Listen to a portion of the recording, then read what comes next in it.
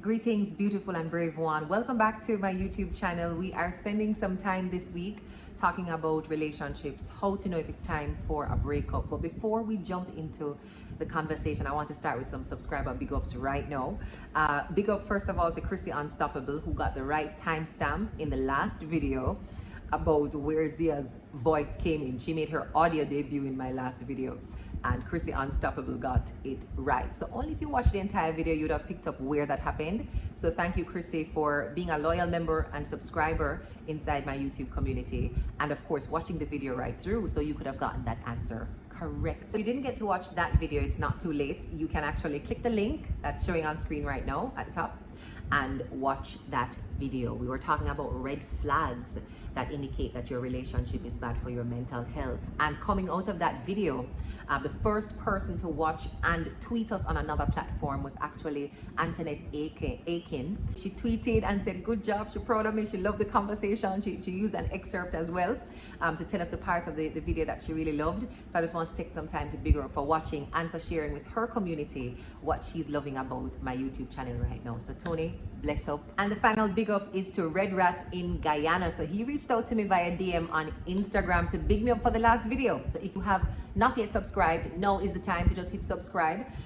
Make sure that you have the alerts on so you're notified when we drop a new video, and drop a comment. As we're going through this conversation, I'll ask questions to prompt you to do some reflection. Pause, comment, and if you like the video, like it. And if you know there's somebody who wants to see it shared with them, so more people can have access to the good, enriching conversations that we're having right here on YouTube. So today we're talking about how to know when it's time to leave, to break up when the relationship is done. And I think a very good way to segue into this conversation is actually using my own words that somebody used very recently, and I found it so timely that they shared it. So a friend of mine, Lanvel shared an excerpt from a caption I had posted on Instagram, and it was at the end of a 5-year-long relationship with my child's father. And part of the caption was, part of growth is knowing when things have come to an end, knowing not to force it, knowing to let it be, leaving while there is love, and not waiting until it is dry, empty, and full of animosity, knowing to choose peace and trusting that all things work together for our good. So I found Lanvel sharing that very, very timely because of the reading, the work, and the content I'm creating around relationships, what I've learned in my own experience about creating healthy relationships, preserving boundaries in those loving spaces, and then decoupling in a very deliberate, caring way. So why do we have such a difficulty leaving before relationships are dry and empty? I don't know if you have the same experience, but in my experience, people don't break up until they have no choice but to leave. When it becomes wholly untenable, it is unhealthy, and perhaps people are now in physical, emotional, psychological, financial danger, then they leave. There were red flags, but we were choosing to ignore them. And these are the two main reasons I think we do that. One, the idealization of the partner. You have an ideal in your mind about what your soulmate is supposed to look like. We must walk, or we know how she must shape. We know the complexion, we know their background, the career that we want them to be in. Things that tend to be superficial. But once the person meets those superficial characteristics, they are the ideal. We turn a blind eye to everything else, including character traits, habits, and behavior. Red flags around their own emotional availability and readiness to commit to us. Red flags around how much love and respect and care they're willing to give to us. And we just decide that we will do all of the emotional labor, all of the work to make this relationship last, because they are the ideal partner and we are not going to do anything to lose them. So one, it's seeing that partner as the one, believing that there is no other, it has to be this one and this person only. The second reason why it's difficult for us to leave relationships when we know it is time to leave, turn a blind eye to the red flags until the relationship is dead and on life support, is because of how society normalizes the view we have of love. That love is pain, that love means to ride or die. So you don't opt out of a relationship because it gets challenging. And certainly I'm not saying to give up on a relationship because it's not easy. But the quality of the challenge that we are subjecting ourselves to in some of these intimate relationships, the red flags around the types of challenges that we are facing every single day, we're turning a blind eye to them because society is telling us that your love is real when you're feeling pain. Your love is real after a series of betrayals, you stick around. I saw a tweet that said something to the effect of, you know they're real after you've put them through the worst and they stay. You know they are real, or it's real, or they're loyal or something after you put them through the worst and they stay. That view is normalized, that your partner could willingly and deliberately cause you pain through dishonesty, through cheating, through abuse, through disrespect, and because you stay, they tell you that, you know, you're showing yourself to be the most loyal person. And that's what we see depicted in movies, that's what we see in our books. Those are the conversations we're having with people in our lives, and sometimes those are the relationships that were modeled for us in our homes, in our close friend groups, so like aunts, uncles, extended families, friends whose parents you got to observe their own relationships. That's what we learned, that because you love them, they can make you suffer, because love is pain and it's okay. Now, I'm very big on forgiveness. If you've been a part of my community for a long time, I have a core belief in forgiveness. But that can happen while still preserving self and not staying in spaces that dishonor me. So yes, you can forgive the person for causing suffering, for betrayal, for disrespect, for dishonesty, but that doesn't mean you have to stay. So with those two things being the norm, I want to ask you, what is your personal definition of loyalty? Are you one of those persons who buys into the ride or die philosophy, that love is pain and suffering is essential in anything that we're doing? So if you see yourself suffering in a relationship, it's probably a sign of something good happening. You can drop in the comments if that is your view. As you share with me your own perspective on what loyalty means to you in a relationship and the extent to which you're willing to struggle in a relationship, I'll share my perspective. I don't shy away from struggle. I look at hardships as opportunities to grow, even in relationships. But here's my caveat. I believe in consensual and constructive struggle, not the non-consensual, destructive struggle. What does that mean? For me, there's a way to consent to struggle and for the struggle to be constructive. Consenting in the sense that I know I have a weakness. I know that there is room for me to grow in character, in capacity, in an understanding of myself, in my ability to give love. And because I'm choosing to love somebody, I am consenting to allowing myself to grow with that person. So I accept they will teach me things that I'm going to learn some more about selflessness, about patience, about compassion. I'm going to have to be doing some unlearning too, because the things I thought I knew, I'm humbling myself to unlearn and relearn, so that this new person, this new space, this new relationship can have a chance to grow on its own, in its own goodness. The baggage that are coming with from previous relationships, I'm learning that I'm going to have to put that down, unpack that. So that is a struggle. That's not easy to do. That's confronting myself and looking at ways that I have to deliberately make changes and shifts to grow and really unlock a level of self that can support, participate fully in, thrive in this new space and this new relationship. So that's the consensual struggle. And you can see how that can be constructive, right? If you're in a relationship with somebody, there ought rightly to be room for you to grow, because stagnation is not what human beings need to survive and to thrive. We have to be challenged in order to grow. So I believe in that kind of consensual and constructive struggle. So here are the non-consensual, destructive forms of struggle that I use as markers that a relationship has to end. The breakup is a must. I am going to walk away. And if I have a friend who is sharing these kinds of things with me and asks for my advice, because if they not ask, I'm not giving it, but asks for my advice, I would advise decoupling. Ready? One, and this is the softer of all four. One is dissonance. Softer in the sense that it could hurt less than the others. Could, right? Could, because this could be just as hard to confront and accept than the other three, or just as hard as the other three. One is dissonance. You realize that you and the person are not on the same wavelengths. You do not want the same things. You do not have the same priorities. You don't have the same ambitions, the same goals. Life is not taking you in a similar direction. That dissonance can be around principles and values. So maybe you're entering the space of family planning and you're realizing that you don't share the same values around raising children, and it's uncompromising. You can't give and take on some of these points. For some of us, it's religion. That is the point that we can't compromise and we can't go any further. And inside the same religion, maybe the denomination is something that we just cannot give an inch on. And it's a sign that we can't sustain a long-term intimate relationship because I want to move to this level and we're not aligned on how to move to this level. For some of us, it's wanting children. You may find that you're with a partner and they don't want a child and you really, really want a child. Dissonance. So it doesn't mean that you all weren't aligned in the beginning. Doesn't mean that there wasn't a genuine connection. Doesn't mean that there wasn't love.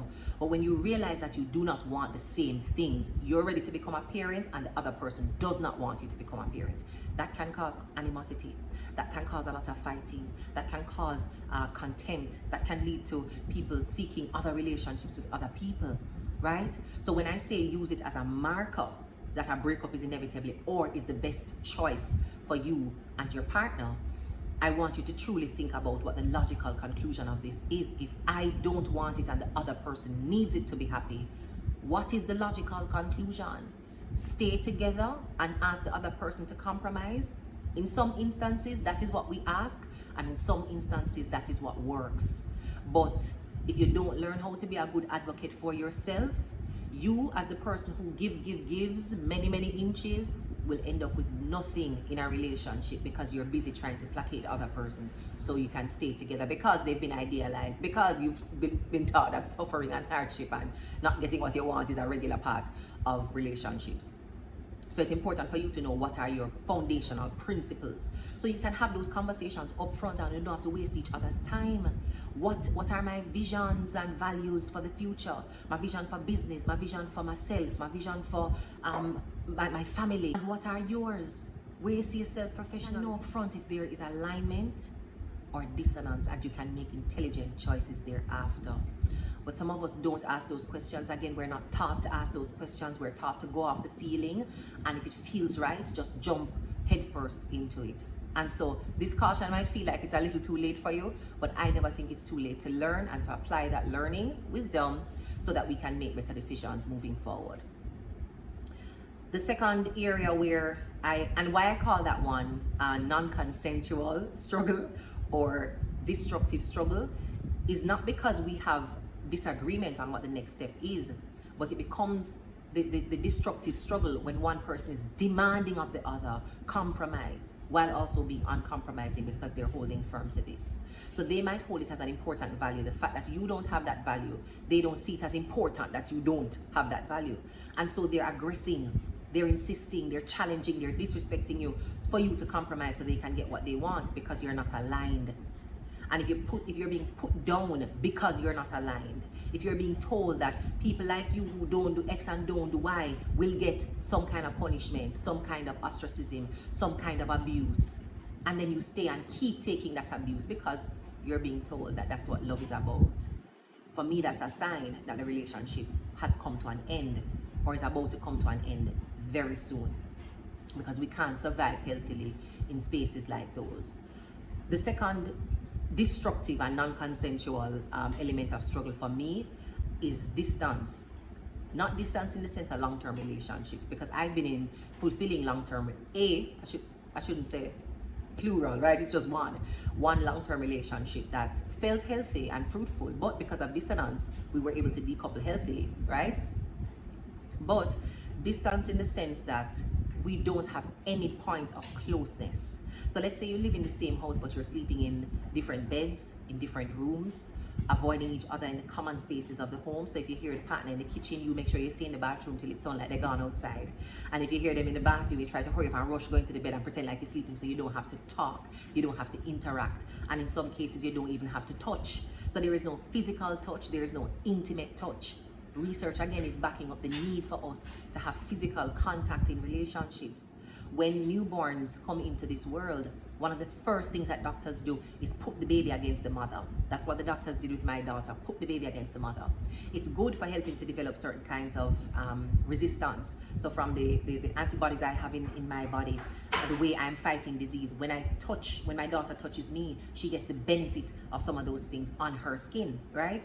But beyond that, touch is essential. Touch is what we use to alert our circuitry, or physiological circuitry, that we are cared for, or in some cases, it cues us into danger.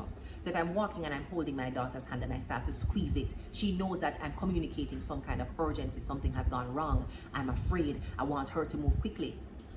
In the same way, we're communicating non-verbally with our partners that we care about them and we love them. So when you pass your partner in the kitchen and your hand just runs down the small of their back, when you pause to give them a kiss on their shoulder, if you're a little more raucous, you might be slapping them on the rear, pinching and squeezing them in inappropriate, and when I say inappropriate, I mean for public, right? Squeezing them in intimate places. That is a cue to them that you find them attractive, that you find them sexy sometimes, that you care for them, that you want to be around them. Those things are important. And when you suddenly have an absence of touch, of proximity, your partner used to come home after work within an hour, and then you find that they're spending 3, 4, 5 extra hours on the road. By the time they come home, you're already asleep. That is creating distance too, emotional distance. So when you see that that is now commonplace, and you have raised your voice, and you have raised your voice in the sense that you've spoken up and said, I am having a challenge with this. This doesn't feel comfortable. I don't like what's happening here. And your partner refuses to acknowledge it or refuses to change. That it is, in my estimation, a cue that the relationship is coming to its end if that partner is choosing to be unresponsive and does not care. And because we know how much we need touch to feel seen, to feel loved, to feel cared for, it's going to be hard to override all those things that are now missing in your day-to-day interaction with your partner and still believe that you are loved. That opens the door for you to build up contempt. That opens up the door for you to feel betrayed, for you to start thinking that they are maybe starting another relationship or have something going on the outside, because if you're not getting the touch, who is getting the touch? And you know they're the kind of person who used to be touchy-feely. All of a sudden they don't have any kind of sex drive, they don't want to kiss, they do nothing at all. That's a prompt. That's a prompt that we are arriving at the end. If not, that person already has a foot, a hand, and a duffel bag out the door. And if you're not getting any kind of engagement around speaking to those concerns and genuinely trying to resolve them, spells trouble. The third non-consensual and destructive struggle is dishonesty. And for many reasons, we don't want to be lied to. We don't want to be lied to because when you tell me something that I think is the truth, I use that to make decisions. So by lying to me, you're compromising my ability to make good decisions for myself, good decisions for others. When you lie to me, it also makes me look or puts me at risk of being seen as silly, as stupid, as someone without wisdom. Not because I wasn't trying to make a good decision, but because I was being misled. But more than anything else, the dishonesty ruins trust. And if you cannot trust the person you are with, trust them with their word. Trust them with access to your banking information. Trust them to lay down beside you at night and not try to harm you. Trust them to be responsible, right? Because sometimes it's sexual activity where we're knowing that there is distrust in relationships, where you're picking up some kind of infection or disease, and you know you only have one partner. That is how important trust is. It's a question of safety. So sometimes when we talk about trust, we think it's just the ability to hold what I say to you in confidence. Yes? Do not record intimate conversations and interactions and share them online. That's part of trust too. But the deeper reason why we need to trust the people that we are in relationships with is a question of safety. We're going to be closing our eyes and turning our backs in many ways, putting our guard down, dropping certain requirements that we had in the beginning as we begin to trust them. So if they are not worthy of our trust, all of these things that we have done to let them into our space and make ourselves vulnerable to them puts us in real danger. And so I look at dishonesty as one of those doorways, wormholes, gateways when it gets pathological. So someone can be dishonest with you once and express genuine remorse and change their behavior to reflect that they understand that this is unacceptable. But my challenge here when it comes on to dishonesty as a red flag that it's time to disengage from that relationship is the pathology of the dishonesty. And it can take many forms, from outright lying to you, telling you something that is factually incorrect and knowing that it is incorrect, or withholding critical pieces of information that, as I shared before, could help you to make better decisions. So it robs you of that opportunity to fully exercise choice. And then keeping secrets. So sometimes they have not done anything wrong, but they understand the importance of information being shared with you. And instead of sharing it, they keep a secret. I don't take it lightly when it shows up as pathological, a pattern, something they can't resist doing. They do it unprovoked. They do it when there's no consequence to telling the truth, because that also creates a sense of psychological unsafety or psychological danger. And the final marker for me here is disrespect. Outright disrespect. Diminishing me, my self-worth, and my value, whether in private or in public. Violating my boundaries, ridiculing my beliefs, attacking me, whether with your words or physically. Those are clear no-fly zones for me. So disrespect works as a prompt because it also indicates a level of danger in your relationship. The fact that you don't feel safe as a person. Yes, your personhood, your self-worth, your measure of self and value is compromised because you're in that relationship. Staying in that space is not going to nourish you. That's not fertilizer. That's not water. That's not sunlight. That is actually meant to destroy you and diminish you. So now is where I invite you to pause and reflect and really answer these two questions. One, do you feel disrespected in your relationship? Have you clearly expressed that to your partner? What it is that causes you to feel as though you're being disrespected? And what has been their response to you expressing discomfort about what has happened?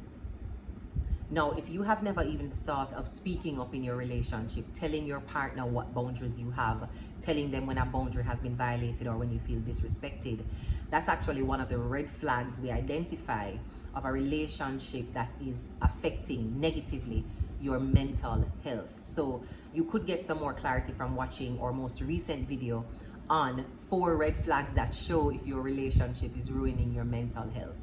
So take some time and watch that to get some more clarity and perhaps more language to describe what you're feeling. If you need additional tools and resources though, we have more of that for you. I've actually put these in the description bar. If you need help to conduct a relationship audit, perhaps you've never ever done that, looking at the standards and principles that you want to set for your life, and then ensuring that you're curating a community and building relationships that align with those principles. If you've never done a whole life assessment, looking at all the key areas of your life, relationships, spiritual and mental and physical health, if you've never done a whole life assessment, I'm inviting you to utilize my Success Farmers Guide, which is an annual planner. Our 2022 planners are out of stock and out of print, but we are taking pre-orders for the 2023 planner. So you can click the link in the description bar below and join our wait list for the 2023 planner. As I said, it's a whole life approach to your productivity, beginning with emotionally intelligent ways of assessing where you are in your life and what is your next best step, and that includes a relationship audit to help you put language to and principles behind the feelings and the decisions that you are making or need to start making in your relationships. If you're a people pleaser, if you're afraid of being judged and criticized, if you don't know how to speak up for yourself, or relationship or audit and whole life audit can both be used to help you get some more courage, clarity, and language to do that. Now, if you're somebody who is afraid to break up, so you see all of these signs, the dissonance, the distance, the disrespect, the dishonesty, you're seeing all of that and you're still afraid to leave your partner. There's an entire chapter in my book, Kill Fear, around loneliness. It could be the fear of loneliness that is keeping you in that relationship. You don't know who you are outside of it. you don't know how you would be alone and with yourself. And it's important for us to be able to enjoy solitude. That's peace by ourselves instead of loneliness, unease when we have to be with ourselves. And there's an entire chapter on loneliness in my book, Kill Fear, The Art of Courageous Living, which is available on guffa.com. So if you're in Jamaica, for example, and you want to have the book delivered to your doorstep, you can order it on guffa.com. The link is in the bio for you to be able to do that as well. And we also have it on Amazon, so I put both links in the description bar. And if you're also challenged when it comes on to speaking up for yourself, maybe in the boardroom, or probably in the living room, or maybe even in the bedroom, to ask for what you want in those spaces, you can consider taking my public speaking course. It's an online course, and you do it self-paced on your own time, going through our 6 modules that help you to kill the fear you have of speaking up, so you can say what you need in courageous and brave ways, firmly, respectfully, passionately, clearly, speaking with courage. So if you struggle with public speaking in any of those spaces, boardroom, bedroom, living room, click the link in my bio and register now for my Speak with Courage online course. Now with all that said, I still can't sit where I am with no knowledge of the details of your relationship and say it's time to break up. But what I will ask you is, if there is no alignment in your relationship, just dissonance, no alignment on the values and the direction that you're going, if there is no closeness, just distance, emotional distance, physical distance, a failure or an inability to communicate. If there is not enough honesty, but dishonesty, withholding of information, keeping of secrets, blatant mendacity, there is no respect. You're finding more and more instances of disrespect, of boundary violation, of abuse. Why are you still in the relationship? That's the question I'm going to challenge you to answer. If these signs are showing up in your relationship, why are you still in it? The answer to that question will tell you whether or not it's time for you to break up. Thank you so much for watching this video. Remember to comment, to like, to share, and to subscribe to my YouTube page so that you never miss any of our videos around emotional intelligence, the courage to show up, speak up, and decide for ourselves the lives that we want.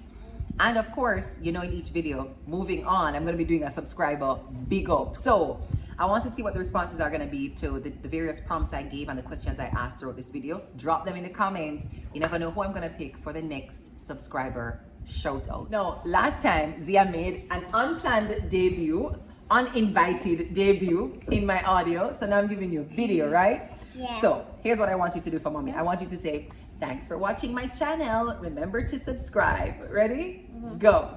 Thank you for watching my channel. Remember to subscribe. Remember to what? Next time. Next tribe. Subscribe.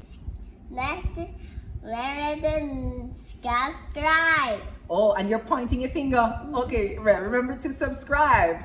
Remember to I'm subscribe. gonna put it right here.